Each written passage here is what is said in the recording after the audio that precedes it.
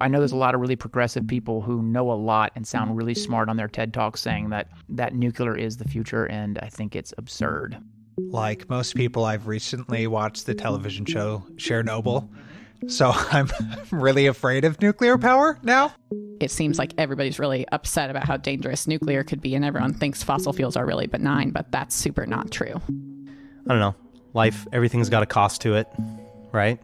The instability in our situation right now in the next 30 years is going to be bad. We're looking at Fukushimas from one side of the world to the next. I'm not really like that educated on it, but I think that it could be like part of a solution. Is it the lesser of two evils? Hopefully we can learn from our past mistakes, and it's, in my opinion, a good form of clean energy. Well, has anybody interviewed the critters? From Outface Productions, this is Listening Glass.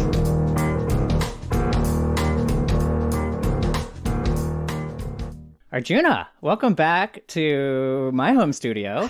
Heck yeah, feels good to be here. It's been a bit.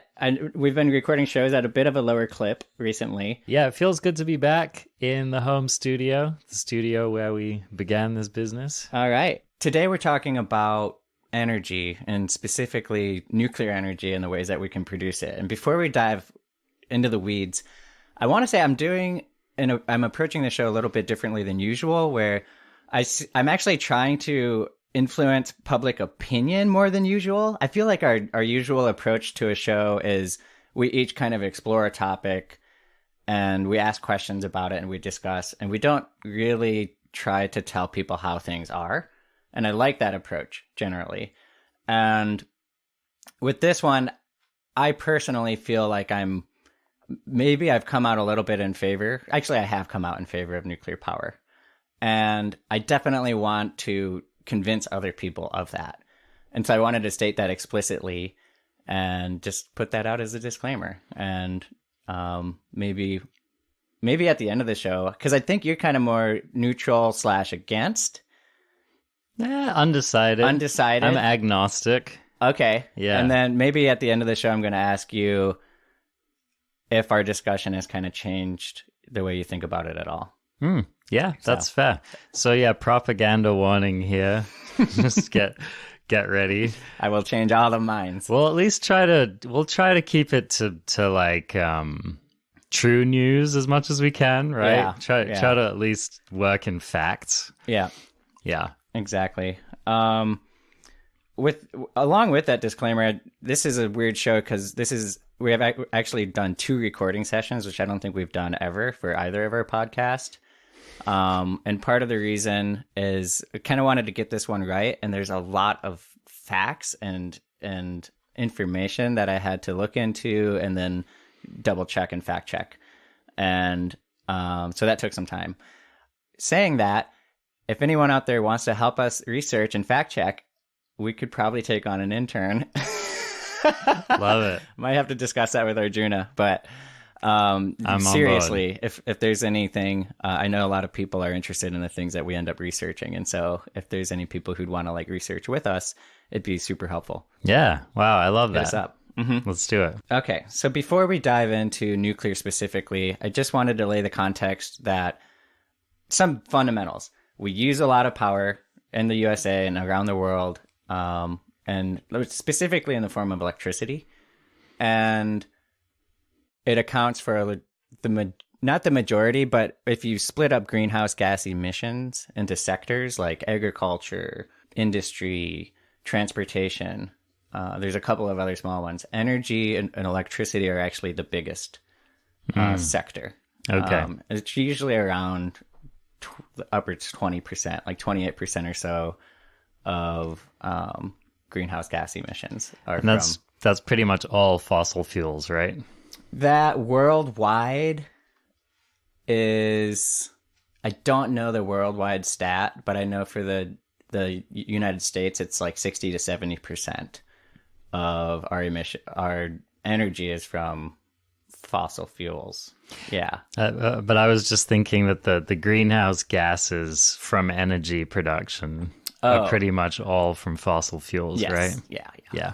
Mm-hmm. Exactly. I mean, everything, including wind and solar, don't have a zero carbon footprint because there's a lot of fossil fuels burned in the manufacturing and extraction of resources to make those things happen. Yeah. And nuclear is no exception to that. Nuclear is tied with wind for the lowest carbon footprint. Okay. Solar has like 4 times as much carbon footprint than those two, but still way lower than any of the fossil fuels by a long shot. So, yeah. Cool. As we take a look at nuclear, I feel like it gets bullied, and I want to look at why. I want to figure out, is the fear in the popular imagination around nuclear well-founded or overstated? I just have to throw some trivia in. So let's give you a quiz question. Awesome. Yeah, I was looking forward to this. How about in the U.S., like what percentage of our energy do you think we produce from nuclear sources? Oh, great question. Yeah. Let's see. Off the dome, 30%. That's a good guess. We're at 20. Okay. Okay. Damn, that was my initial guess. Okay. But Damn, I rounded up a little on. bit. Yeah.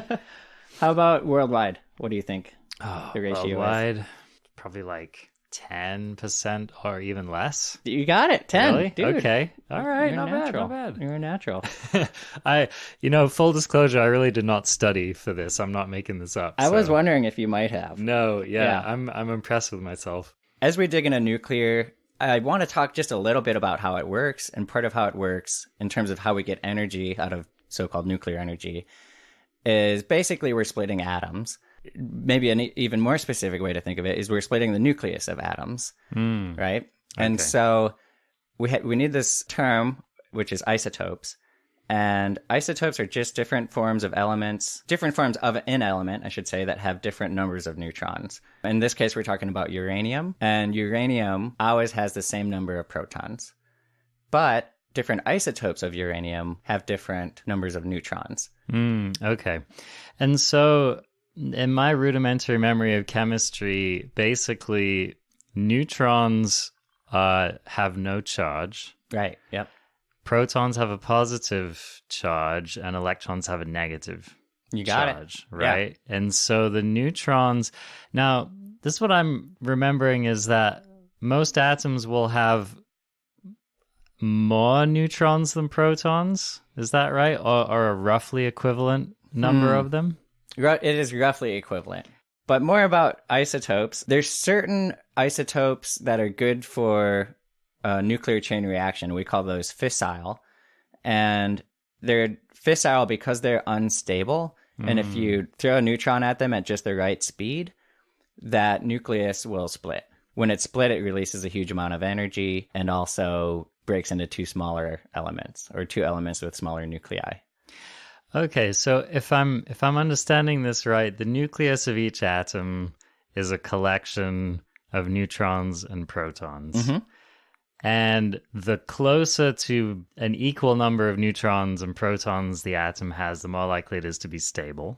I don't know about that. I wouldn't say that. Okay, Nope. okay. Yeah. But, okay, so maybe it's more accurate to say that just when you're changing the number of neutrons in any given atom, it increases the likelihood of it being unstable. I'll just say that each atom or element has isotopes that are either stable or unstable. And that's actually really important to nuclear energy because it's the isotopes that are on the brink of stability that we actually harness the nuclear energy from. Because when we break that nuclear bond apart, then a lot of energy is released. I see. Okay. So we're looking for something which is like the sweet spot between stable and unstable, right? Like controllably unstable. Exactly. Okay. You got it. Nice. So kind of like how I've been at certain points in my life. So it describes Arjuna on a typical day, I would say. Yeah, exactly.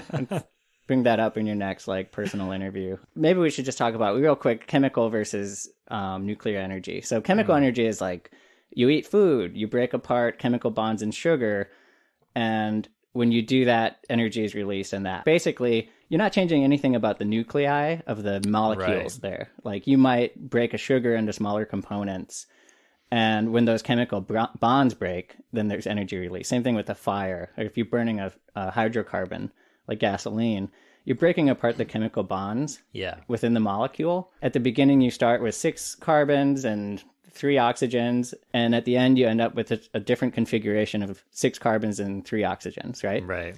With nuclear energy, it's very different. You're actually splitting the nucleus and creating different elements in the process, or sometimes different isotopes, right? So it's like atomic alchemy is what we're doing now. Yeah, very different thing. How much more energy do you think comes out of a single molecule chemical reaction versus a single molecule nuclear reaction? Off the dome, 1,000% more. 35 million. Wow. Okay. All right. That's an order of magnitude or two higher. So you could see why people got really stoked about this when we figured this out in the 40s. This is going to solve all of our problems. In 10 years, we're going to be living like the Jetsons. I mean, they were stoked and terrified because the way we found out, they just heard that there were 2 enormous so-called atomic blast above Japanese cities. Some of the terms being kicked around back in the 50s were basically we'd have energy that was too cheap to meter. Like we'd have free power. And of course, it turns out on paper, nuclear is really sweet, and harnessing power from it safely and dealing with waste products and whatnot is actually a really complicated thing to do well. Sure. Right. I'm also guessing, so tell me, that 35 million, is that like a theoretical limit that we're not achieving in our average nuclear power? Like, is that what we're actually getting, or is it like... Yes, but so if you compare the amount of nuclear matter that you put into a nuclear power plant versus the amount of coal that you put into a coal power plant, like you're literally shipping in trainloads of coal all day to keep a coal power plant going. Yeah. With nuclear power, you have these thin rods of uranium alloy that you put in and you replace every few years, right? Okay. Like they can run for quite a while before you have to replace them. Yeah. And we're only using, the funny thing about uranium is you use only about like 0.7% of the actual uranium-235 in it before the rods aren't tenable. And I don't know the exact physics behind why we can only use about 0.7% of it. But it's one of the main drawbacks of uranium as a nuclear fuel. Okay. Because you end up with a lot of like radioactive unspent fuel that you would then have to deal with, which is great if you're making bombs with it. But if you have enough bombs already, which we do, then, it's not so great. But anyway. Yeah, I mean, to the extent that nuclear bombs can be great, Yeah. make nuclear bombs great again, I guess. I mean, it was one of the main drivers for us to add it to our energy portfolio early on. Yeah. Right. A lot of our processes around nuclear, which is so high tech, are just like controlling it and making it do exactly what we want, right? But like the actual concept of nuclear power is like a thing that has existed way longer than humans have, right? Oh yeah. Well, the sun, right? So tell us about that. Is the sun just a sustained nuclear reaction? Yeah. Is that what it is? Yep, that's exactly what it is. What's the chemistry or what are the physics of the sun? Apparently, most of the energy from the sun is from fusion, which is different than what's happening with uranium. And we're going to talk about fusion later on in the show. Okay, so we'll get there. But it's been on the horizon for us for a long time because it's a lot cleaner, etc. But fission and fusion are both nuclear reactions. Fusion is when nuclei fuse and form a bigger nucleus. Oh, okay. Fission, which is what we do with uranium, is we split the nucleus into smaller nuclei to form smaller elements. So if the sun were doing what it were doing, but it were fission instead of fusion, then would it just be a massive explosion that would just destroy everything? No. I mean, it is a big explosion. Okay. That's, it's not destroying anything because it's like the sun. Like, because anything nearby has already been destroyed. It is like destruction and birth all in one. Like, right? So what's cool about it is these nuclear reactions that are happening inside of stars like ours, and in stars much bigger than ours, are the reactions that are recombining and reconfiguring, breaking apart, and putting back together nuclei in such a way that give our world such a myriad of atoms and elements, right? And so like all of the different stuff which is like in these rocks floating around the sun are the products of like this crazy reaction that's happening in the sun. I had no idea. Yep. Yeah. Interesting. You ever heard the Moby song, like "We Are All Made of Stars"? Like, I'm sure I've heard it. yeah, It maybe probably I'll play goes it. like Cue Moby song. it's all dreamy and stuff. Yeah, it's exactly right. So, okay, that's mind blowing. So, to take that back to the beginning, then, like, is that just kind of like a later expression of what happened in the Big Bang? The time frame of the Big Bang is like nanoseconds.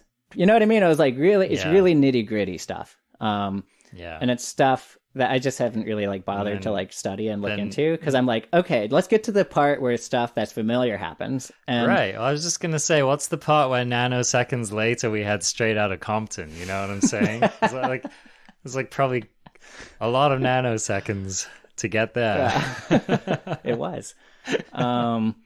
So basically, my understanding is the Big Bang made elements, and then like stars coalesced those elements and into an arrangement that was very dense and hot. And those dense, hot arrangements in the sun, those conditions, smash atoms together in such a way with enough energy that the nuclei can actually contact each other and fuse or fizz. And fuse is combine and fizz is to break each other apart. Okay. Right. Fascinating. And fizzing is actually more like you just shoot a neutron at something and at another nucleus, and that'll break it apart, which is how fission works. Okay, got it. Maybe I should cover that in a little more detail. Actually, let's just do that now. So, Sweet. So you have uranium-235. It's like ready to blow up, but it doesn't, because you have to really like coerce it. Like you can't really like accidentally make a nuclear reaction, as far as I understand, which is kind of amazing how it like took place under like in the Earth's crust at some point, right? Okay, so despite the fact that it's unstable, it still takes a lot of work to make it happen. I don't actually know how they like jumpstart a nuclear reaction in a power plant, but so I'm not even going to speculate. But I actually will speculate. I think they probably prime it with some neutrons. All right, they fire some neutrons. Some of them hit a uranium nucleus. When the uranium-235 nucleus splits and has a fission reaction, there's a couple of things that happen. It breaks down into smaller elements, or the nuclei of smaller elements, krypton and barium. Those like further degrade into stuff like pretty quickly. And the other thing that happens is a huge release of energy, which is in the form of gamma radiation. Okay. Which is basically a photon. It's a form of electromagnetic energy. It's like the highest form of electromagnetic energy on the electromagnetic spectrum. Okay. So this stuff, it's usually these reactions are taking place inside of like a body, like a light water reactor or something like that. And that gamma radiation will get quickly absorbed in there. But if you were like standing right next to a nuclear reaction or any other source of gamma rays, like they pretty easily just like go through the body. Okay. Are we getting bombarded with a certain amount of them all the time? No. We aren't typically exposed to gamma rays, but we are exposed to background levels of alpha and beta radiation. If you roll the dice of that exposure just wrong, like your DNA gets shredded in just the right way that you might develop cancer or something like that, right? And that's the biggest risk with exposure. Oh, okay, I see. So this radiation is like bombarding your cells. It just depends. There's a lot of different ways that DNA can get scrambled in this way, and some of them are more easily repaired, and some of them aren't. And if you have too many of them at the same time, you might have problems. So, and there's other things, like if you get bombarded in the right way, it won't even matter if your DNA is messed up, because there's just too much tissue damage, right? If you're like standing in a nuclear reactor, like people did when they were first responders to Chernobyl. That's what I was wondering about. Was that just something, I mean, what exactly? Okay, so let's say that you are standing next to, like an open nuclear reaction like that. What's the actual like immediate damage that you're sustaining there? Because it's not heat, right? It's not heat like the way it would be if you were standing right next to a coal fire. No, I mean, it is a thermonuclear reaction, so there is a lot of heat there. Yeah. but you have to be relatively close to the reaction to suffer from the heat. But the gamma radiation, and there's alpha and beta radiation coming off of it as well. That stuff it's like a ray, like a beam shooting off in all directions. So like there was a scene in the miniseries Chernobyl where there was a helicopter flying toward the disaster early on, and the scientists said, "Don't fly this helicopter directly above the core." And the pilot had orders to do just that.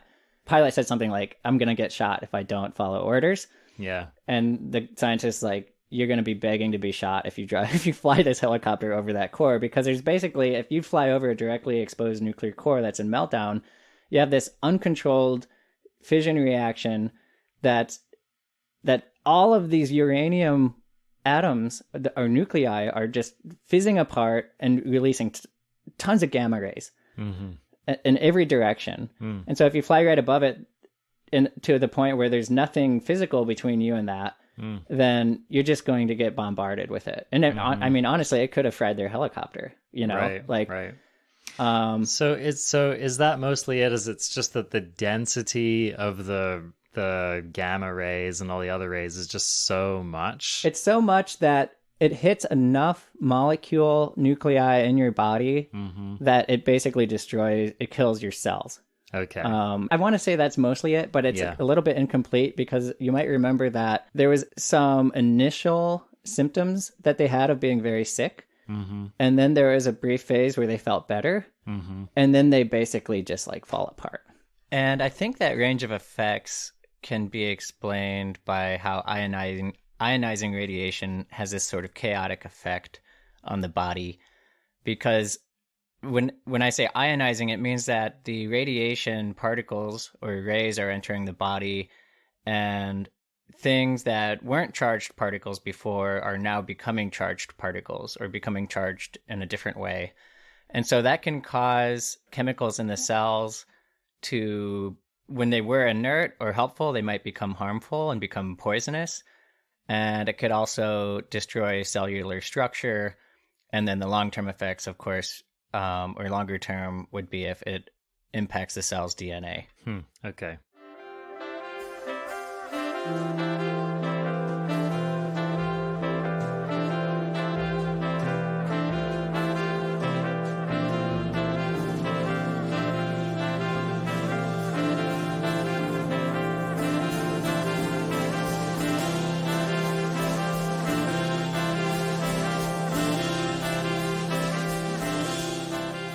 So the Chernobyl disaster is, you know, definitely the highest profile nuclear power plant disaster. And also just the worst by like all measures, like many-fold over. Yeah, totally. So, and, you know, what I realized in going into this was that I didn't really understand what actually happened at Chernobyl. And so, you know, I wanted to just go over that briefly and break it down for our listeners. And I think one of the reasons I didn't remember it very well is that a lot of things went wrong in the Chernobyl accident, and that it actually took both of us, I would say, a considerable amount of homework to really get clear. Right. Which we could still do more homework on. Yeah. Right. And I think part of it is just that in order to really grok it, you need to understand a lot about nuclear power. You also need to understand a lot about the technology behind nuclear power. And you also need to understand a fair amount about the Soviet Union as well. Yeah. It's kind of... And safety culture. And that's like a bold-faced word I see in a lot of reports on nuclear accidents, is lack of safety culture is like pretty much always cited as one of the causes. But maybe we can just run through what led up to it here. Yeah. As best we can. Totally. Yeah. Totally. Okay. So maybe I'll kick things off. Basically, what this came down to at Chernobyl was that they were trying to figure out a contingency plan for what would happen if the power plant itself were to lose power in an emergency.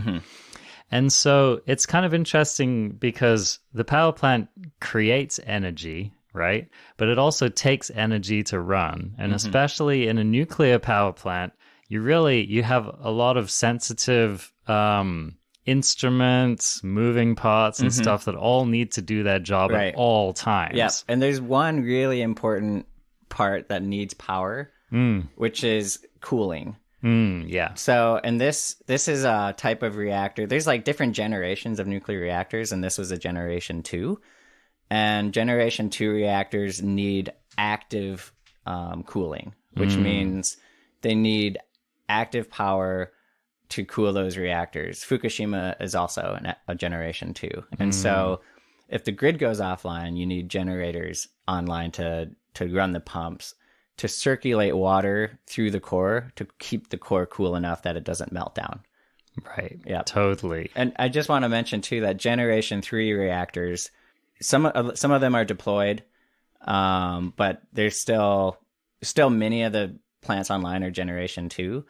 But the new standards are passive cooling, which means basically you can lose power, and it has backup systems where it doesn't need any electricity to have the cooling cycle still be active. Yeah, totally. It's just kind of learned the hard way, right? Yeah. So this is basically what was going on, is that at this plant they had identified that there was this time between a potential power outage going out and their backup generators coming online. Right. And this is especially because they were running these, I think they were diesel generators. These generators basically took up to a minute to generate the power necessary to get the plant online. And so they identified that there was the plant could lose power. If it did, the existing generators would take up to a minute to fire, and they decided that was too long. And so what they were trying to do is they were basically, in the Chernobyl scenario, they were doing a series of tests, of which this was the 4th test, to try to come up with a solution and study it. Can we just step back and acknowledge the irony of the biggest nuclear accident happening during like a safety test? Yeah. Right. Basically, there was enough safety culture for them to be like, people up above maybe were like, hey, you guys need to do this test, which I think is what happened. They were getting a lot of pressure to get this test done. Totally. And then the people who actually ran the test were just like, just get it done, by any means necessary, and like safety's out the window for the sake of the test. Like, it's just it is ironic, isn't it? Yeah, it is ironic. But anyway, they'd scheduled a test at the Chernobyl plant, and basically the way the test was going to go was that they were going to simulate and basically create a power loss. If I gather it correctly, they were testing a system that was going to try to harness some of the existing power in the system at power down to bridge the gap. There was like a latent energy present, I think, in the turbines. All they had to do was just capture enough power to keep the plant running in that minute between it going down and the generators kicking in. Right. Yeah. Another thing that complicates it is that there was the group of people who was supposed to run the test weren't able to, because the test was delayed by 10 hours, and basically the night shift ends up running it. Yeah. And so imagine showing up to work that day and someone throws you a clipboard and says, okay, we're running a test. Just do what I say. And a lot of these night shift people were like the least experienced as well. They were kind of like the new, like greener engineers. They running were, the plant. and the people, there was a group of day shift people who had specifically been trained to run the test. Yep. So not only was it kind of a last minute thing, but there was specific training that these people didn't have. And then to compound the issue as well, one of the main people overseeing the test wasn't actually a local person who worked in the plant. It's like a regional engineer who outranked everyone else. Oh, no. And that engineer was basically given, that engineer had a job to do, right? Which was run the test. And so, getting into like a little bit deeper into the social aspect of it was that there was this person who had a pressure to execute something in order to do their job properly. Right. Who ended up being kind of in conflict with the local chain of command. And so that was an additional layer of dysfunction on top of everything else. Right. Yep. So if you want more detail about the specifics of what went wrong and why the nuclear reaction became uncontrolled, the little mini series on Chernobyl from this last year does a pretty good job of breaking it down in the last episode. Yeah. So.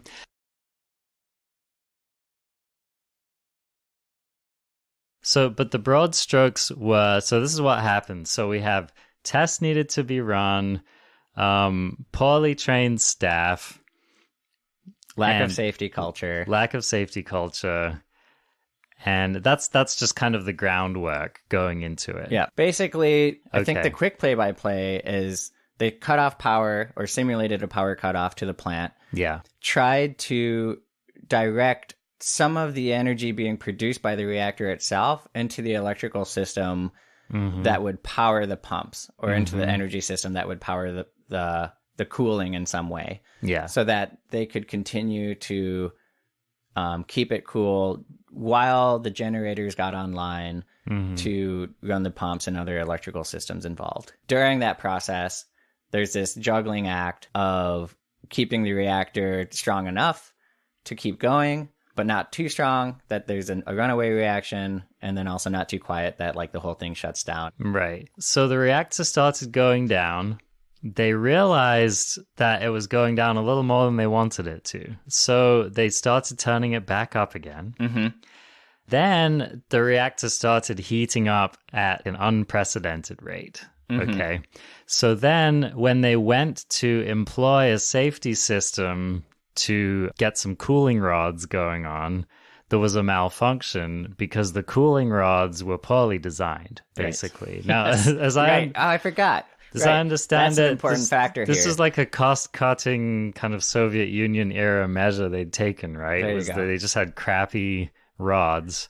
And so I guess these rods had worked just fine up until now, but in this particular moment... It's a really bizarre design decision where a control rod, the whole point of a control rod is basically you can think of it as like a brake. If you fully apply the brake or the control rod, you insert it fully into the reactor, and it's going to basically be a blocker between the fuel rods, and it's going to block the free neutrons that are bouncing around. And those neutrons they keep the chain reaction going. Okay. So if you insert them, chain reaction stops. If you have them halfway out, chain reaction is still going, but at, say, half speed. And then if you have them all the way out, it's like full bore, full reaction, we're cooking. The funny thing about the control rods is it was a little bit cheaper for the tips of the control rods to be made out of graphite. The tips actually somehow speed up the reaction. There's this brief instant when you start to insert the control rods, the reaction speeds up until the rest of the control rod is low enough to slow it down. And I'm not sure how long that instant is, but I would imagine it's like maybe a couple of seconds to a few seconds, something like that. Yeah. And during that time, because they hit the scram button to shut the reaction down because they saw that it was getting out of control. And at that point, it was already at the threshold. The tips of the control rods pushed it over the threshold, chain reaction out of control to the point that there was enough heat produced that it caused an explosion, and the integrity of the whole reactor was effed. And it basically ended up superheating the cooling water that was supposed to keep the reactor at a reasonable temperature. And then, so what you ended up with is the chamber holding the water filled with this superheated steam, created enough pressure that it actually blew the top right off the power station. Yeah. And so there was like this superheated, super irradiated cloud of steam blast through into the atmosphere. So that was like when things initially just completely went off the rails. Right. And so that initial explosion was bad news, super horrible disaster, right? But then the problem was that what you were left with was this continuing open air, superheated nuclear chain reaction that was kept going. Right. It continued to emit all number of forms of radiation at anyone who was near enough to suffer the consequences, which in this case, it was mostly first responders and plant workers. Yeah. And those were the people who died from this mostly. And then there was a big cloud of debris and dust that contained a lot of radioactive elements, cesium, strontium, and iodine. Okay. Are the three really problematic ones that have much shorter half-lives of like days to like 30 years or so. Anyway, that stuff was like shot all over Ukraine and Northern Europe. Yeah, exactly. So but I just want to focus on the remaining reaction, and the fuel therein was so hot. You told me this, Robin, that it actually melted itself through the concrete flooring of the power plant. So if you just take a moment to consider how hot something would have to be to melt through, what was probably like this massive, heavy Soviet era amount of concrete foundation in this factory, right? Yeah. It's like, I don't know how hot. thick, but it's like meters. Like, yeah. We're not talking like a 6-inch floor. No. So that's how hot it was. Yep. Yeah. Yep. Again, the show does a really good job of breaking that stuff down. And apparently it could have been a lot worse because the firefighters had shot a bunch of water at it to control the fire. That water all settled underground underneath the plant. And so the risk was that the meltdown would get through the floor, hit the water, instantly turn it to steam, and create this huge like another thermal explosion. Yeah. That would spread like that. The whole mess that, while not being contained at all at this point, would be much less contained at that point. Yeah. And just kind of scattered all over in a much bigger way. And so that didn't happen though. That didn't happen. Okay. Yeah. So that's good.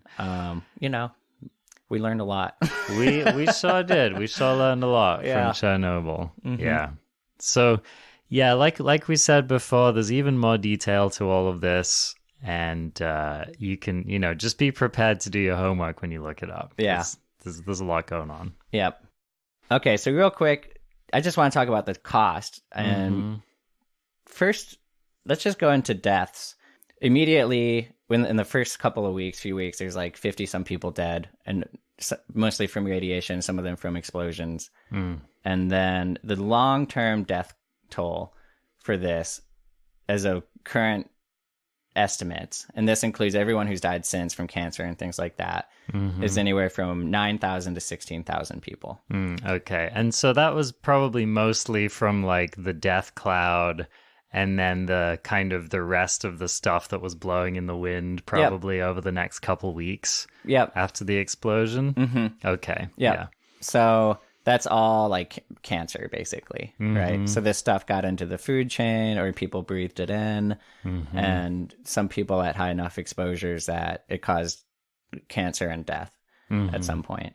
It's definitely a disaster. I just wanted to kind of put that in context of other energy sources, which I feel like get off a little bit easy, because we can't think of a lot of disasters associated with, say, a coal plant that was like catastrophic, or on a disaster level, right? Like there could be accidents here and there where there's an explosion and a few plant workers die, but like name one, right? Like it's just not a headline. Yeah.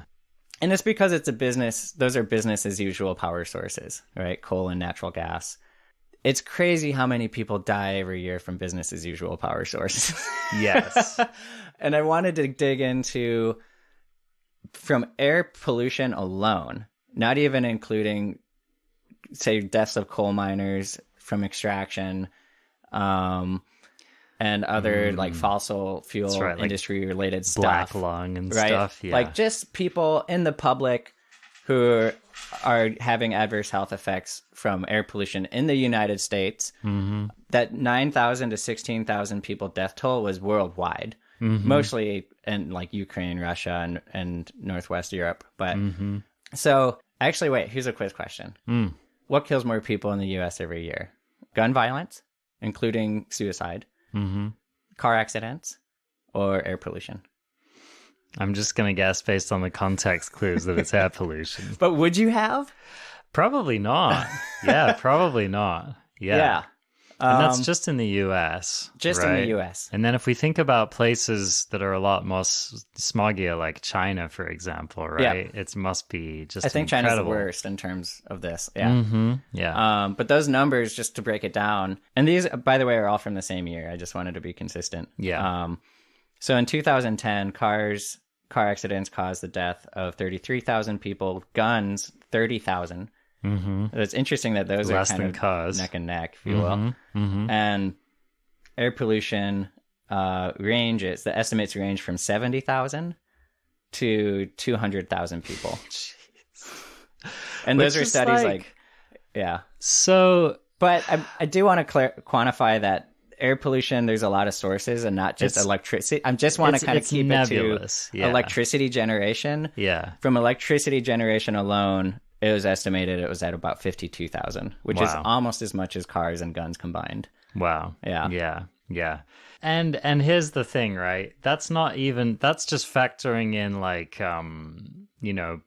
lung issues, that kind of stuff, right? And it turns out cardiovascular health is highly affected by air pollution as well. Yeah, okay. Yeah, which I didn't realize. But that's not even including things like, deaths from Hurricane Katrina, right? Or some of these other environmentally, or like fire, like in Australia right now. There are these wildfires that are just raging, and right, and they're killing a lot more wild animals than they are people, but they're also killing people. And so there are all of these. It's like, how do you quantify those costs as well? Yeah. And so I wonder if, like, in this century, we're going to see more like millions or even billions of deaths, which you can ultimately trace back in large parts of fossil fuel power. Yeah. And it's hard to quantify, too, because we've always had natural disasters.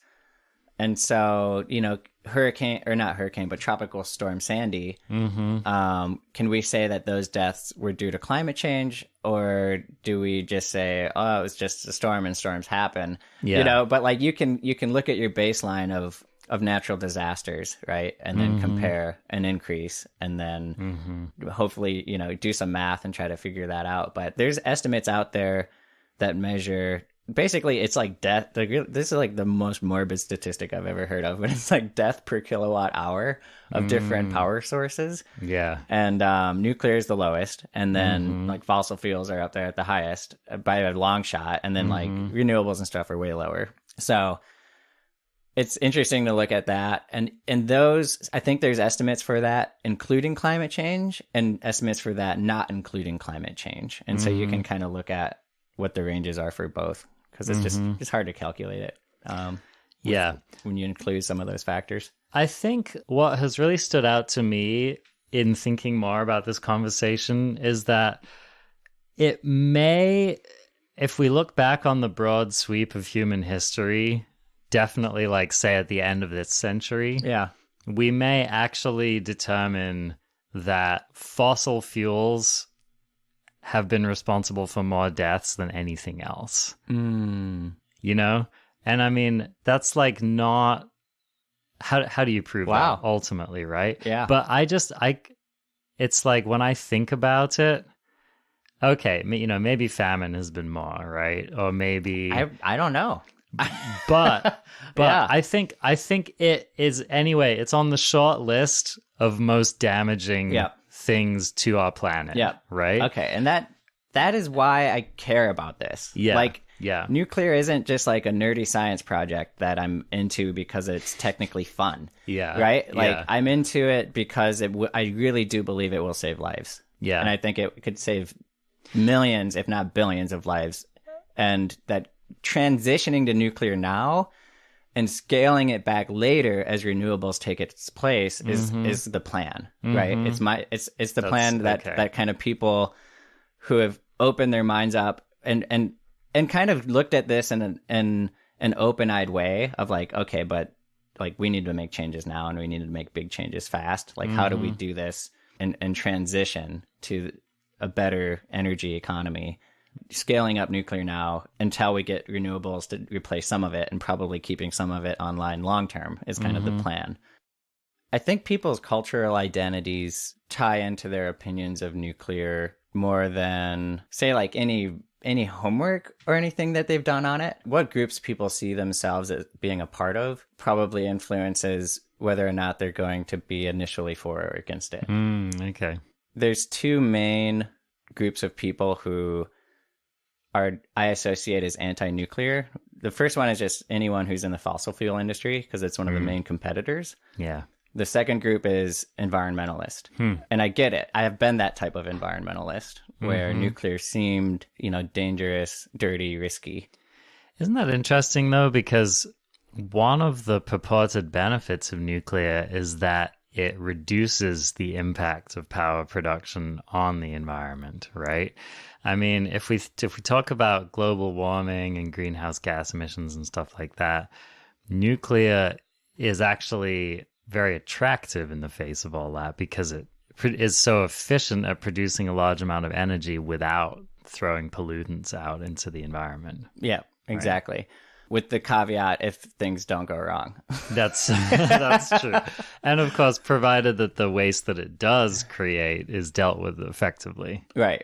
And so that kind of, I think that's why it's been so important to me to quantify, okay, when things do go wrong, what is the impact? And how does that compare to the impact of business as usual power production, which is mainly fossil fuels? And increasingly toward renewables. Awesome. Like, let's do it. Bill Gates has invested tons of money into nuclear because best case scenario, we can do 80% of energy production worldwide from renewable energy sources.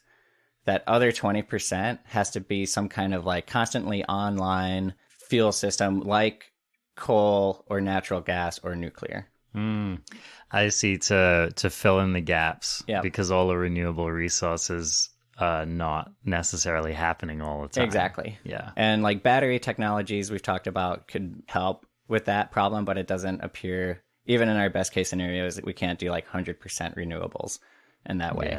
Yeah. I also imagine the batteries are actually pretty, speaking of environmental problems, like batteries are still made of kind of relatively not great materials, right? And if you're creating massive batteries, it's just like a large, like, how do you dispose of them and all that kind of stuff. And one of the main problems is they don't last that long either. Yeah. Right. And so you have this like a bunch of rare earth metals. You just burned a bunch of fossil fuels mining and manufacturing into a battery, and it's good for 5 years or whatever it is. I can see why that's not an attractive option. Yeah. I wouldn't want to have to deal with that. Yeah. Okay. So let's just talk briefly about, you mentioned that nuclear has the lowest deaths per kilowatt hour.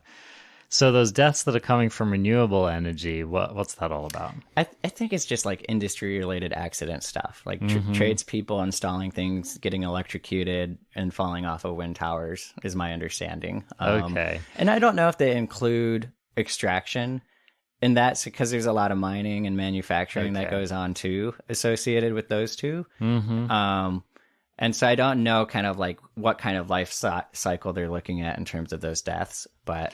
Well, here's another thing as well, is that you have more workers, right, or more people with renewable energy sources just because the sheer scale of the installation is totally different. If you build a nuclear power plant somewhere, you build the plant and you hire a select group of people to kind of build and maintain it, right? And it produces an incredible amount of power. Right. Whereas, like, to get the same amount of power from solar panels, we're talking about a lot of solar panels, right? And that's a lot of installation. It's a lot of maintenance. Same thing with turbines, right? Yeah. And you're right. They tend to be like tall, right? They tend to be in environments that aren't necessarily that safe.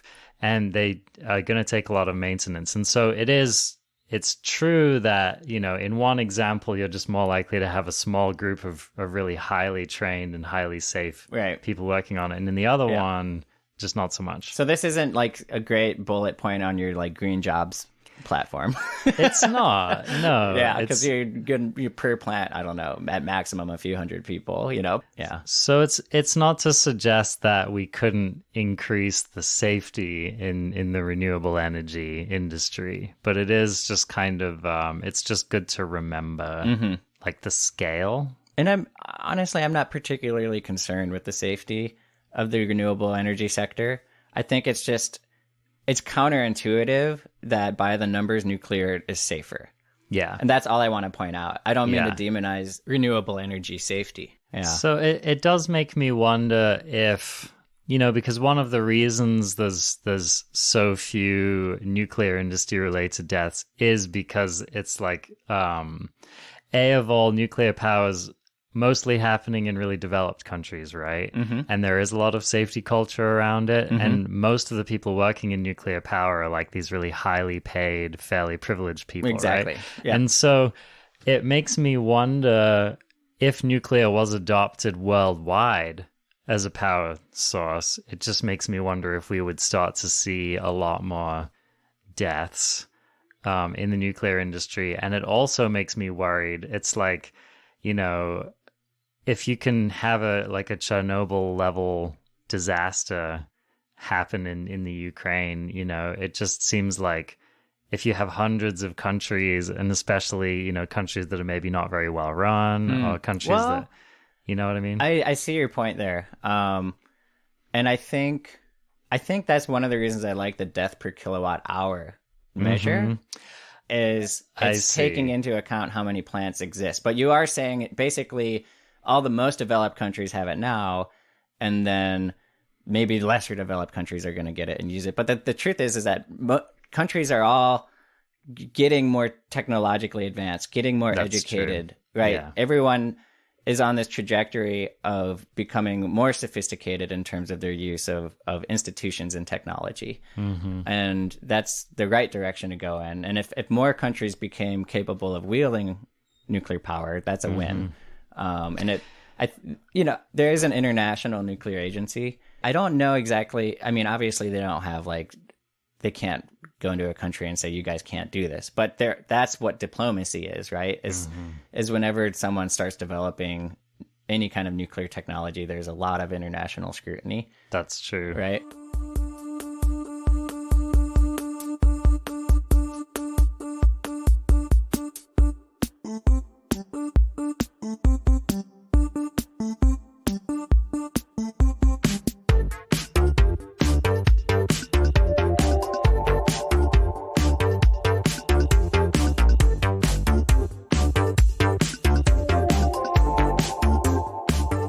So I think one of the potential issues with nuclear power that's hard to quantify is what happens if the world is producing a much more substantial amount of nuclear waste, right? Right. That could, in the long run, Yeah, it could really add up in the long run. Let's talk about nuclear waste. We have tens of nuclear power plants, maybe over 100 in the country. Basically, all of them, from what I understand, they're storing their nuclear waste on site. If your nuclear power plant's on the coast, like the San Onofre power plant down between San Diego and Los Angeles, you just store your waste on site on the coast. And you can put it really badly in the sense that, if you wanted to find, a really scary place to put nuclear waste, it'd be on the coast between, two huge populated cities, right? In the show that John Oliver did on nuclear waste, he cites a statistic of 100 million gallons of nuclear waste that exist in the US, right? I just am curious, do you have any concept of how much that is? 100 million gallons. And when he said it in the show, it was 100 million gallons. It wasn't like that. He was obviously aghast at it, which influenced the way I thought of it. I was also aghast. He was aghast, and I trust John Oliver, so I was like, this must be a whole lot. 100 million gallons. I'm gonna guess that's like a mid-sized lake. What is mid-sized lake? I don't know. A lake. Okay, let's say this. A lake. Wait, okay. Do you want a multiple choice? Well, here's my initial guess, and then we could do multiple choice. My initial guess is that 100 million gallons is about the amount of water in a lake that you can see the other side of. You definitely can see the other side of this lake. I'll give you that. Yeah. Okay. All right. So what are my options? Okay. Let's just start here. So let's say you have nuclear waste piled 20 meters high, which is like 60 feet. It's a pretty high pile. All right. Would it fill Central Park, Manhattan, or a football field? Let's see, 100 million. Yeah, I'm going to guess a football field. You got it. Yeah, yeah. Because here's the thing. A gallon is like a fish tank, right? Yeah. Oh, wait, a really small one. Yeah. A small one. Yeah. Yeah, that's true. It's actually, a gallon is like one of those big containers of milk, right? Yeah. Yeah. Or is that a half gallon? That's a gallon. That's big a gallon. jug. Big jug is a gallon. Like the biggest jug you can get at the grocery store, right? Yeah. So even though 100 million is like a big number, if you think about the volume of it, like, yeah, you can fit a lot of those jugs in a football stadium, especially if they're stacked 60 feet high. Right. Right. Yeah. So, I mean, it's still a lot. Yeah. But, yeah. So when you imagine nuclear waste, is there any like image that comes to mind? Like, what does it look like? Yeah, I mean, the classic example is like barrels full of glowing green goop, right? That's exactly what comes to my mind. Yeah. And I think that's one of the reasons I've been so sketched out by it. Yeah. Is because I imagine that literally just next to the plant, there's a bunch of barrels just sitting out in the open that are like little steel drums. Yeah. That you know, you could just like tip over and they would like spill. Ooze. So what is it actually? I'm now that I think about it critically, I imagine nuclear waste looking like carbon or something. It's kind of like black rocky substance. Is that kind of what it is? It's like all kinds of materials, and my understanding is most of it is solid. Okay, yeah, but it's true, like there's a lot of liquid in nuclear power, right? And so you probably have some amount of like irradiated liquid. It depends on your fuel type. There are liquid fuel types, but the norm is solid. Okay. Yeah, currently. Okay, does the water get irradiated like in your typical power plant? No. Okay. Yep. Okay. Yep. Like the cooling water passes through the same way, like, I don't know if you know how an engine works, but the same way like coolant would pass through your engine block. There's I like see. channels built for it. Right. So you have like heat pipes and stuff, but you don't have water that's like directly coming into contact with... Correct. Heat pipes is a great way to think of it. Yeah. Yeah. Okay. That's our PC building background coming in here. PC as in personal computer. So it is in fact not stored in steel drums. There's two main ways. The standard, if you're storing it on site, which is really common because we don't have a long-term storage plan, is to put it in dry cask storage. Imagine a cylinder that's maybe 10 feet wide and 15 feet tall. I'm guesstimating these dimensions based on videos I've seen. The steel on the outside for the new standard is 1/2 inch thick. Then inside they have basically this structure. I think it's made of concrete. You can put tubes of other canisters into. So you're inserting these canisters inside of this bigger canister. And so it's kind of protection and protection. And I should have looked into the exact internal structure of this. So it's steel filled with concrete. Yeah. And then you have a smaller container around the actual radioactive material, which is inserted into it. Yeah. So that seems like fairly secure. And like it's not just going to bust open at the first earthquake. Or something no, like and that. they're firmly rooted to the ground and are built on platforms that have drainage and whatnot, so they can't be flooded and are built to withstand direct airplane impact. That's become a standard. It's crazy. You'd be surprised how often direct airplane impact comes up when researching safety and nuclear. I guess. Yeah. Maybe it's just because that's one of the fears, right? Is that like okay, like if we get invaded and bombed, there's pretty much nothing we can do about that, right? But like someone hijacking a plane and flying it into a nuclear power plant is like a thing that could happen. Yeah. And plants, that's like a new spec for Generation 3 plants, is that they're supposed to be able to withstand a direct nuclear or direct airplane impact. Yeah. Who would have thought? A nuclear impact. Yeah. Plutonium's one of the waste products. It has a half-life of 24,000 years, and it takes 10 half-lives to become harmless. Wow. So that's about 250,000 years, right? Yeah. First of all, what's your concept of 250,000 years? Like, yeah, when I think about that, I think about that as maybe like roughly, it's a very, very long time.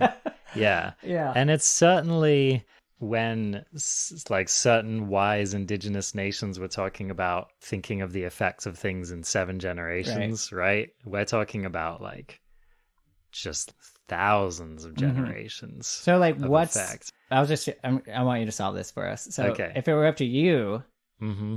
like what can you think of anything that would be stable or somewhat predictable over the course of hundreds of thousands of years?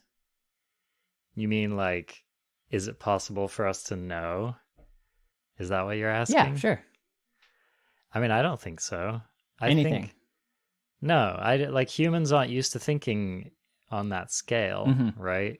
And I think, that's one of the things that makes me worried about nuclear power and makes me worried about a number of other things that have been happening lately is that people are making these decisions and they just have no idea what the impact is going to be over the course of thousands of years. They don't really know what they're doing to future generations. Yeah. Another example I'm thinking about is genetic modification, which I think it's a similar kind of Pandora's box of opportunity and potential risk, right? Yeah. It's terrifying, to be honest. Right. GMOs in that sense, it's maybe more scary to me, even though I'm not that eked out by them. The nuclear waste, if we followed like best practices around nuclear waste. So like, I'm like a rock climber and I took a geology class in college. So I'm like super qualified on this stuff. And, Robin knows rocks. and so I go climbing at Smith Rock here in Oregon. Yeah. And like that rock formation is 33 million years old. Wow. Okay. Okay. Yeah. That's a lot of years. It's a lot of years, right? So like we were talking like plutonium will be safe in 250,000 years, and that rock formation is 33 million years old, and that rock formation isn't even like particularly old as far as rocks go, right? And so like that's where I start to be like, all right, like time isn't something we're used to, as you said. These different scales of time are not something that we're used to thinking about. Yeah. Where I'm from in southeastern South Dakota, there's this bedrock called Sioux Quartzite, and that Sioux Quartzite is 2 billion years old, and it's extremely hard. It's a 9 on the hardness scale, right? Like diamond 10. is 10, right? Wow. Okay. And That's hard. there's I think it's very like impermeable to water as well, right? Like there's different types of rocks that are like either permeable or impermeable to water. So Sure. like I don't know if Sioux Quartzite is a good candidate for nuclear waste storage or whatever, but like I would guess that it might be if it was the right formation and the right location and it had enough depth, right? That's kind of the conventional wisdom in the scientific community for people who've studied this and tried to think of ways to store it. And in the 80s, I see. So you find something that's super tough, that's super old, Yep. that's not going anywhere, Yeah. and you just try to contain it as best you can within that. yes, Okay. and as deep as you can, right? Okay. I Yep. mean, that seems, as far as ideas go, that seems like a decent idea. Yeah. And I just wanted to explore, there's, some of the other ideas around containment might sound appealing, but are actually not. So, for example, I remember learning this in 4th grade or something. The teacher was talking about, people have thought about just shooting nuclear waste into space. I was hoping you'd say that. Right? And which is like, on the surface, it's like brilliant. That's the right idea, right? Yeah. That's what we want to be doing with it. Seems fairly simple, right? Yeah. The problem is that, if you have a rocket filled with nuclear waste blow up in the atmosphere, which, to be honest, like spaceships still blow up in the atmosphere a lot. Yeah. It's like a It's statistically... one of my favorite montages to look up online is like God. rocket fails. Oh no. Yeah. Yeah, but it's like a statistically significant amount of rockets just burn up in the atmosphere. We don't have a good track record of launching rockets into space. Like we're getting better, like we're learning things, but like we want to give that another century maybe. Yeah. Before, Yeah, it's like we commercial need- flights. Like you trust a commercial flight now, Yeah. right? Yeah. But you wouldn't have jumped on it like 10 years after the Wright brothers like invented the Probably Hello Kitty or not. whatever it was. Probably Yeah. not. Yeah. And I don't have to explain to you what kind of a hazard it is to have a rocket filled with nuclear waste blow up in the atmosphere, right? Right. So basically, for the time being, it's got to stay on planet Earth. Yeah. So we either need to figure out a way to get rid of it, or is there any way to like detoxify it? Or is that Nuclear just- waste? Yeah, or is that just That's not a like thing? it's one of those things that's like, well, maybe future technology will figure out a way to like diffuse nuclear waste. But And, we're not I about mean, it it could, right now. maybe we will, but like Yeah. maybe Maybe that's we just won't. like a vague technological like pipe dream, right? Okay, fair enough. But it's possible. Like I'm not gonna say it won't happen, but we can't like exactly. It's Like it's not here's the happening thing. now. Like what the way I've been watching a lot of YouTube videos, and the way one commentator put it was like, basically, if you're using nuclear power without a solid nuclear waste plan, and I don't mean like solid nuclear, like never mind. Yeah, I mean a good plan. a good plan.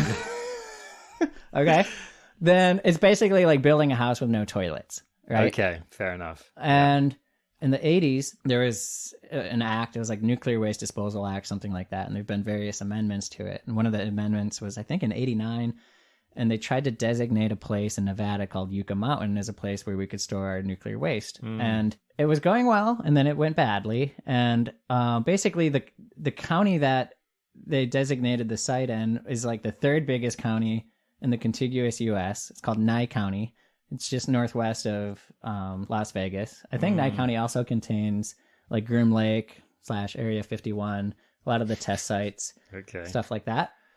And it was identified as a place that was geologically stable, where they could dig deep enough. And they invested like $10 billion into this, and it was going to cost like $100 billion total. They already built a bunch of the infrastructure. And then Harry Reid, one of the senators from Nevada, came out and said like, it's called the Screw Nevada Bill, is what he called it. He's a politician who's in the Senate who has to appeal to all of the constituents of his state, right? Right. And there's a lot of people in Las Vegas 100 miles away who are kind of pissed off that this is happening, because they, in their minds, if you go tell them, oh, we're putting it in a geologically stable formation that shouldn't really cause any problems to you, fuck, man, half the people in that city are used to them detonating nukes like 100 miles away. Right. And like, well, yeah, and it's like, would you want that in your backyard? I mean, that's one of the problems. Is it's like, I'm like, well, that sounds very safe. Yeah. But it's an interesting question. I'd rather it not be in my backyard. So Senator Reid and Nevada as a whole were kind of up in arms. Nye County was like, okay, sure, let's do it. Interesting. It's a very unpopulated county, by the way. I think there's like 80,000 residents or so total. And Wait, okay, so the county residents didn't really care. I think they didn't only not, they were on board. And I'm not sure like what kind of incentives, Sure. maybe they needed like an economic development injection or whatever. Like this was going to bring a lot of jobs, some money into that area. Who knows? Like, I don't know what they were stoked about in that situation. But the point is, I find it interesting that the most local people whose backyard it was literally in Yeah. were like, meh, like, let's do it. Let's do it. Interesting. Yeah. Okay. And the risk to people in Las Vegas, Probably minor. okay, like you're Yeah. burying something in like a rock that's millions of years old, that's geologically stable according to scientists, but what do they know? It's just, to me it was Yeah. like, You're probably more likely to die of something happening in Vegas, to be honest. you could go stand on top of the mountain Yeah. and you won't have any more radiation exposure than you would anywhere else. The most radiation exposure you're going to have standing on the mountain is from the sun. Right? Interesting. So it's one of those things that I'm like, I wish people knew more. Like, I wish people understood geologic time. I wish people understood nuclear waste. And it is dangerous, but there's ways to store it where it's not going to harm you. Like, this stuff won't just like, it's not like, it's kind of like when people see a spider. Like, they see a spider and the first thing they imagine is going to jump on their face. Yeah. And it's across the room. Yeah. That's true. And it's terrified of them, by the way. Yes. Yeah. Yeah. So- No, you're right. So yeah, it's easy to like conflate the real dangers of the thing with the imaginary dangers of the thing. Mm-hmm. Yeah. Yeah. And it Which sounds like this senator was kind of leveraging this for some kind of political look at gain, it. Like potentially. if the way he was probably thinking about this was like, all right, like this is pretty. Is it easy or difficult to fearmonger about nuclear power? Yeah, it's pretty easy. It's easy. Yeah. All right. This is what we see with Trump, right? Yeah. Is it easy or hard to like stir up racial fears and xenophobic fears and stuff like that? It's easy. Yeah. So if you want to just quickly, cheaply stir up like political support, you mobilize just stoke your those base. flames, right? Totally. It's not easy to explain and to get people on base with long-term nuclear storage being safe, right? Yeah. Yeah. It's like everyone's like, oh yeah, I want cheap energy, but the nuclear waste, that sounds scary, and I don't want to bother to like. And I don't want to blame people for not wanting to learn about it because this is complicated. Sure. But it's maybe a flaw in our society that's not going to allow us to properly develop this technology at this moment, based on our general education level and based on how our political systems work.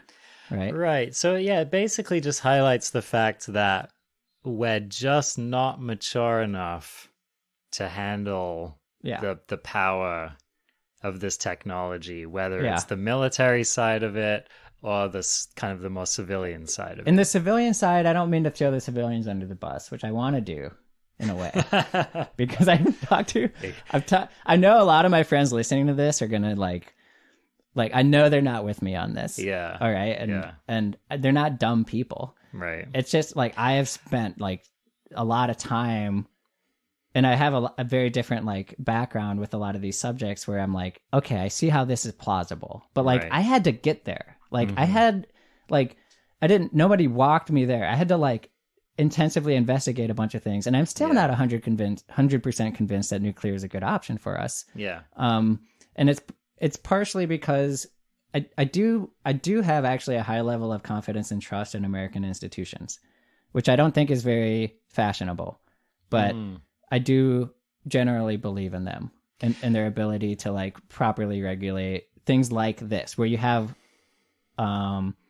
professionals and engineers who are trying to develop systems that that operate in such a way that they gain the public trust and can be sustainable in that sense.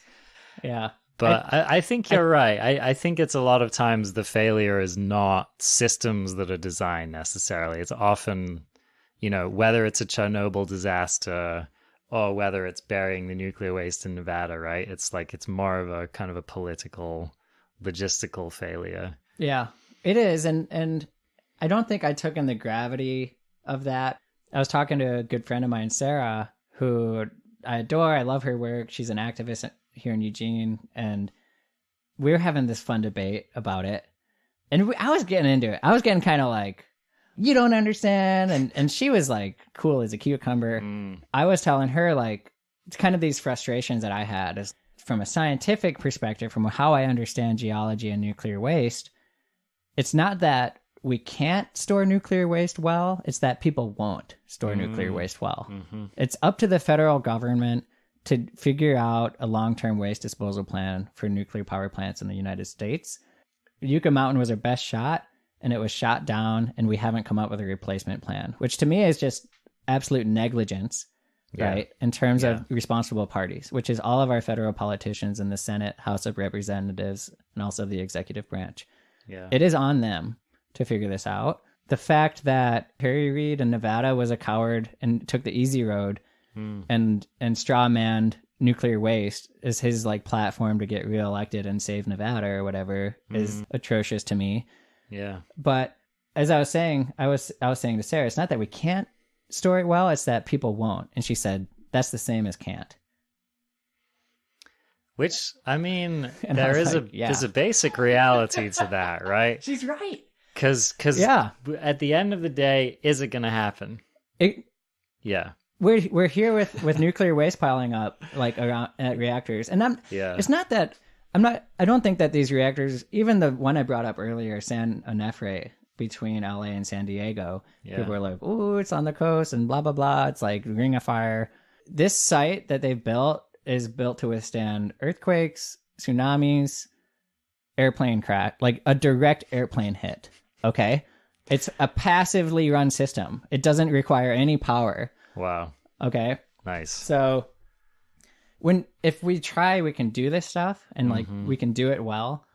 They're just like, we're doing what we can as on-site storage, and like they're going to have to update that site every 100 years. Yeah. What if the United States goes through a political collapse within that 100 years? What if we get invaded? What if aliens come? What if whatever? Like, more realistically, climate change, right? Sure. So that's the It's like what Pacific Coast tsunami happens, right? That's because I think that's one of the most likely scenarios. I think Fukushima serves as a really good, I mean, not good, but like an apt cautionary tale, right? Because I think we have all of these situations where something's like contained for now. Yeah. But yeah, what happens if a natural disaster sweeps through, whether it's like a large scale earthquake or a tsunami or whatever? And supposedly this site in San Onofre is supposed to be able to withstand that. If somebody really, really, really wanted to mess it up, they could. Yeah. Right? And maybe someone would want to do that. Maybe there's an enemy of America that would want to do that. Sure. Good luck doing that if it's buried under half a mile of bedrock, right? Yeah. And so that's the best plan. And they've done this. There's 30 some countries that have nuclear power around the world, and the only one that's taken it seriously in terms of long-term storage is Finland. And good, I responsible love Finland. Scandinavia. Like, shout out. Yeah. Okay. Like, I will just keep like shoveling it onto you guys because like you guys are responsible somehow. Like, I don't know what I should just move there. Oh yeah. I love these people. They're just like killing it in every respect, right? But they've done basically what we were going to do in Yucca Mountain. Yeah. So they found a site, they have like 2 billion year old rock. Yeah. And they're just like have a long-term plan to fill all these like tunnels and rooms in the tunnels with nuclear waste and like seal it up. Yeah. And they've even thought about, since we're talking about millions of years potentially, or hundreds of thousands of years, we don't know what languages will exist at those times. We don't know what types of peoples are going to run into it. Like, certainly they're not going to be speaking Finnish or English. So like, how do you communicate to a cult? Like, it's basically like trying to think about communicating to aliens. How would you communicate to aliens that this is dangerous and you don't go here? Don't touch and like, this. they've spent a lot of time thinking about that. You know, this show's already been really long, and I don't know if I want to like dig in to what they did there, but it's interesting. That is like, interesting. mostly just having it half a mile underground is like a pretty good deterrent, like, because no one's going to find it. But if they did, like, it'd be like, that's true. And it's just, it shows an example of that kind of generational thinking, which I think has been lost, right? Is people just actually taking the time to like try to dot the I's and cross the T's. Yeah. I like it. Yep. So into that. Good job, Finland. And good job, Finland. Can we just start sending all of our nuclear waste to Finland? Dude. They can be like the China of, you know, as China was with garbage, they can be, that could be an economy for them. Not a bad idea. Not a bad idea, right? Yeah. We need to pitch that to a country with some really good bedrock, Robin, you know? Yeah. Like, hey, you guys are solid. We want guys ever examined how much bedrock you have in your country? Do I have a deal for you? Canada actually has like Canada. a super old, it's called the Canadian Shield. They have a huge section of bedrock that's just like billions of years old. Yeah, but they also have all the fresh water, Robin. We probably don't want to mix all the nuclear waste with all the fresh water.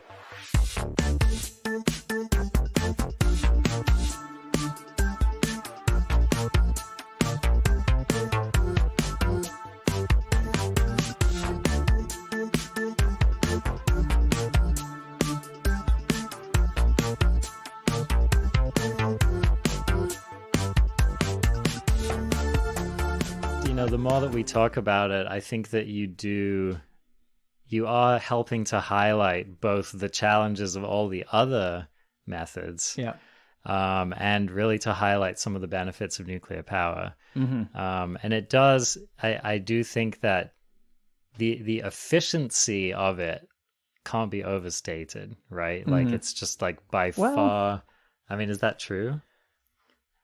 Right. So like I said earlier, compared to chemical energy and energy output, it's like, oh man, this is a no-brainer. We should definitely just do nuclear. Yeah. But there's a lot of cost associated. Economically, like cost per kilowatt hour, nuclear is actually being beat by renewables right now. Okay. By a thin margin, but it just got overtook by, I think, both wind and solar. Okay. And natural gas is like dirt cheap right now, so I think that's probably beating everything. Yeah. But like coal is losing to natural gas. Like coal is probably more expensive than any of them. You know, the more safety mechanisms and the more carefully we approach nuclear, the more regulation, which we should have all of that. Yeah, but then that the more drives the expensive it cost is. up. Yeah. Yep. So really, I was trying to find newer ways to do nuclear that'll make it more cost competitive and basically newer reactor designs. So there's kind of like generations of nuclear reactors. And right now we're on generation 3. There's some of those that are in place. And I think the first one got put online in 1996. These are built to last a lot longer, like 60 years. And then with some upkeep up to 100 years. Whereas I think generation before that, they could last 40 years. So that's like huge, right? Because it takes like several years to recoup the cost of a nuclear power plant, as opposed to a natural gas or coal plant. It takes a couple of years, right? Okay. But once they hit that profitable margin and overtake the cost after several years, at like 11 or 12 years, they're making more profits than a coal or natural gas plant would, right? Yeah.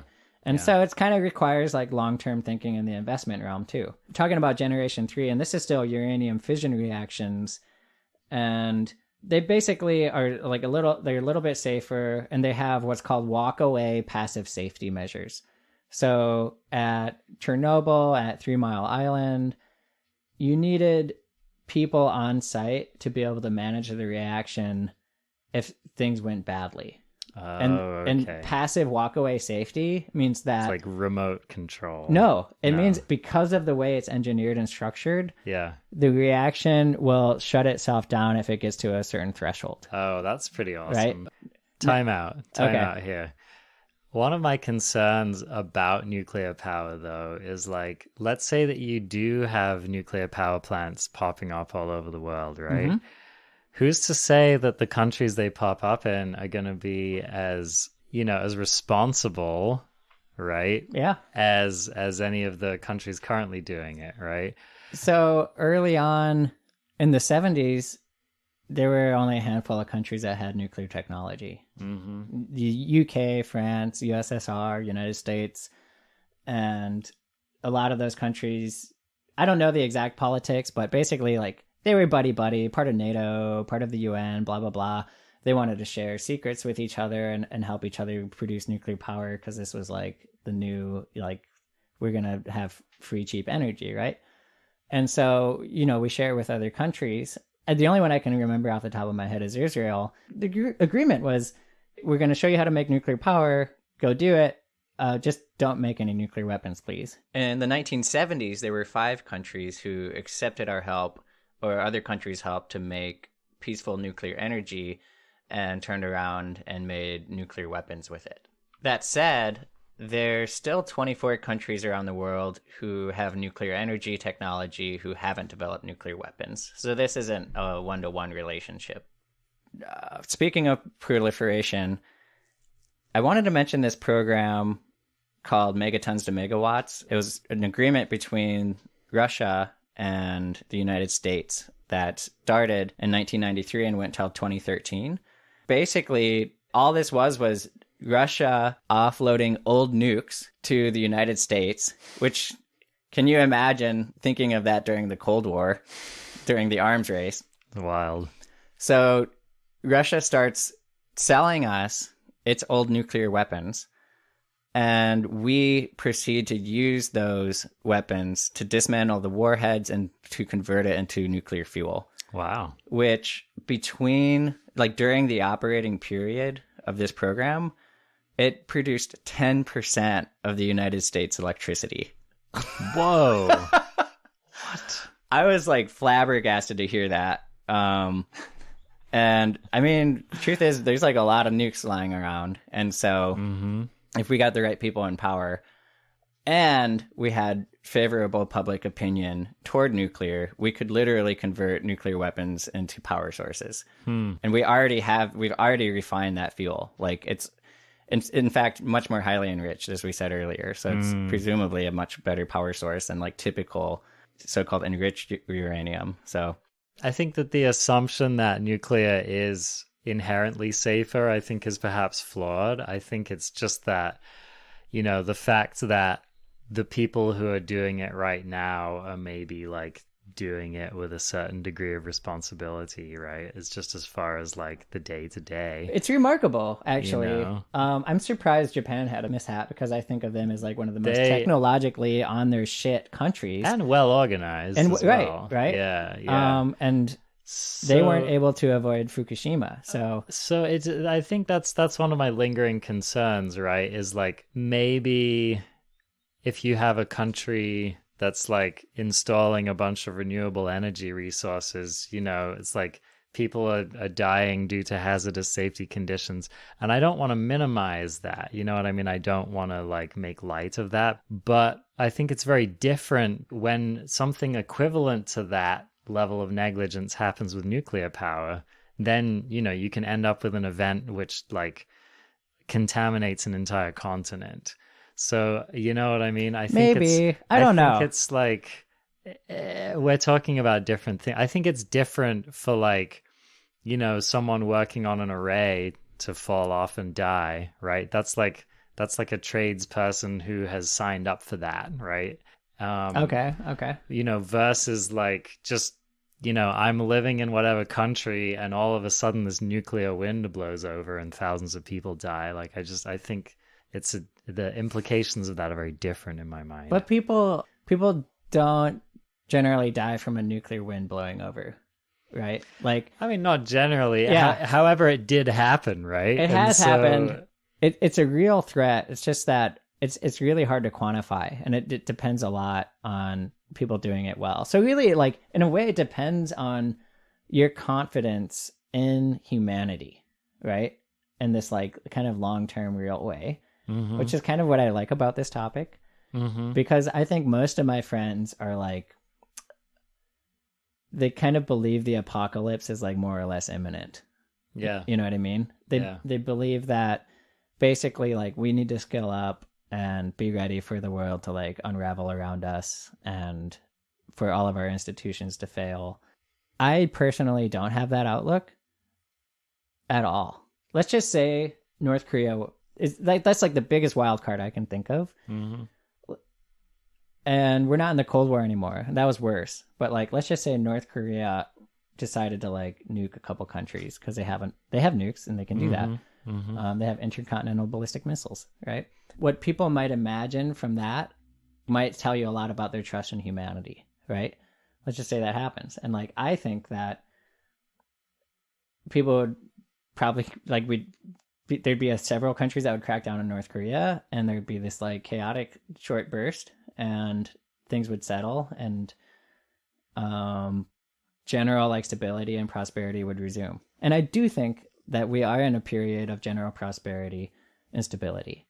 And I don't think it's hard to make a case for that. But I mean, when you compare it to World War, we're not there. When you compare it to 100 years ago, 200 years ago, 50 years ago, worldwide, look at statistics of premature death, violent death, literacy, empowerment of women, you name it. Like, we're doing well. True. By and large, things. We're not there, but we're doing well. Like, and we're moving forward. And like, I see us on that path, and it's not inevitable, as Martin Luther King said. Yeah, progress is not inevitable, and we're not on an inevitable upward trend. I think that currently, with the political context in the United States at the moment, there is actually reason to doubt the upward trend of things. But we've also seen a lot of resistance to the reversal in that trend, and we've seen the strength of our institutions be resilient to it, and that's what I see. And I don't think we're in a perfect place, but I do see us. I don't see our like national character in complete shambles. I see us in this period of like illness. And we're like recuperating, and our body it has a fever, and we're fighting back. And I think it's actually going to make us stronger. I don't know. I hope so. Yeah. I hope so. Yeah. I hope that this period in American history is not soon forgotten. Mm-hmm.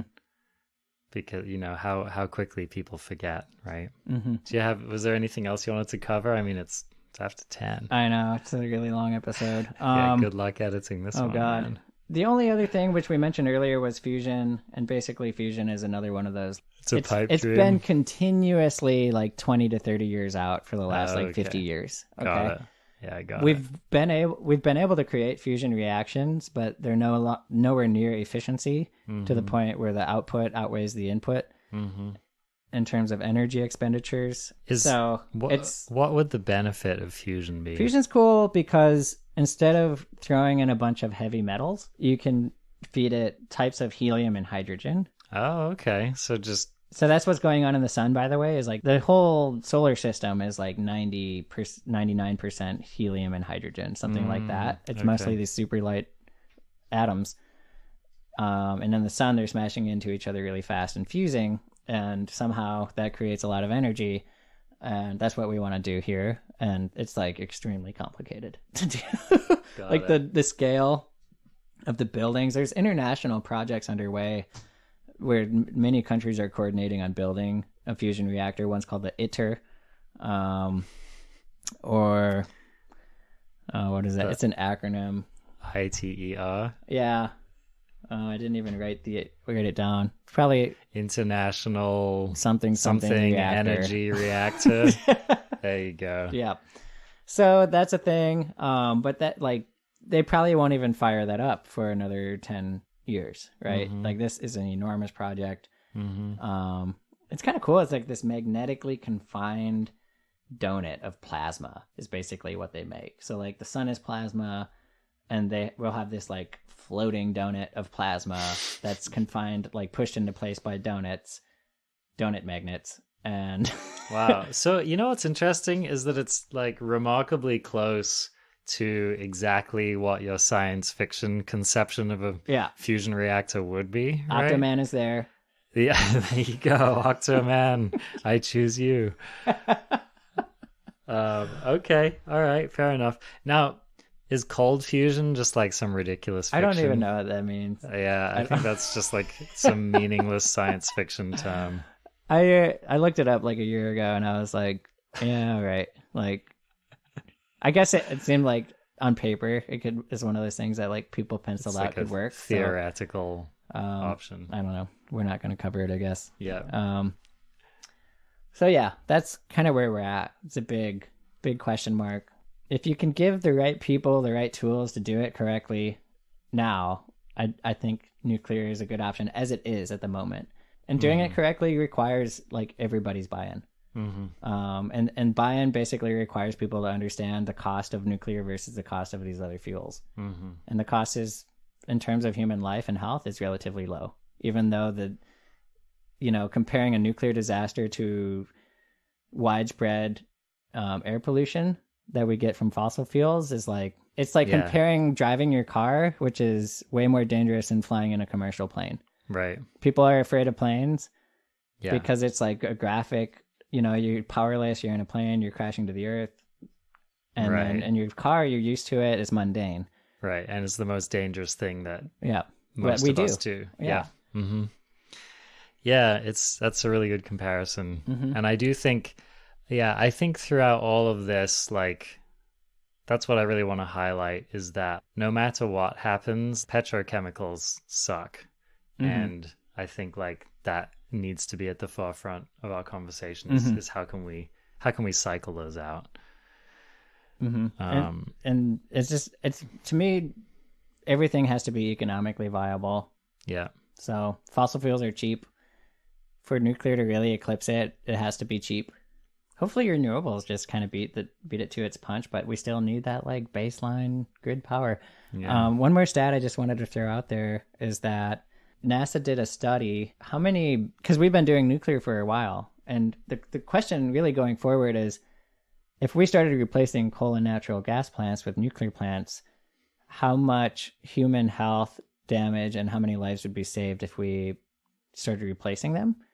I don't have that number, but I do have a retroactive number, which is that 1.8 million deaths were prevented by nuclear power between 1976 and 2009, mostly due to avoided air pollution. Wow. So by getting the world onto 10% nuclear during that time, we avoided the deaths of 1.8 million people. And that was air pollution / climate change, right? Mm-hmm. But mostly air pollution. And as we move forward, we're going to see more and more effects of climate change. Yeah. And more deaths as a result of that. Like, Yeah. and like, it's the grim reality of it. Like, people will be dying, as a result of these, like, effects of climate change, including increased natural disasters and flooding and famine. And that's true. I mean, who knows what the total cost of petrochemicals on the environment and human life is. I mean, it could, the total cost could end up being in the billions, right? Mm-hmm. And I know that burning fossil fuels isn't the only thing contributing to climate change, but damn, is it a really big factor, right? Yeah. So it's true that in hindsight, it could make the dangers of nuclear power look just utterly insignificant in comparison. Mm-hmm. So yeah, that's a good thing to kind of remember, lest ye find yourself wandering away from that point. Mm-hmm. Yeah, I think we haven't even begun to grok the damage that fossil fuels and burning them has wrought on our planet. Right. It's just not going to, I don't think it's going to sink in until like many, many, many, many more people die. Mm-hmm. And then I think it's going to be like, oh shit. Mm-hmm. Wow, this is intense. Yeah. Sleep well tonight, folks. Oh, man. All right. Well, thanks a lot for listening, guys. Yeah. And hopefully you gained a little bit of insight into nuclear technology and the trade-offs of it versus other technologies we have on the table at the moment. And yeah. I don't know about you, but I need to go fuel up, man. I need to get some basic reactions happening in my guts right now. All right. Thanks for listening. Ciao, guys. Bye.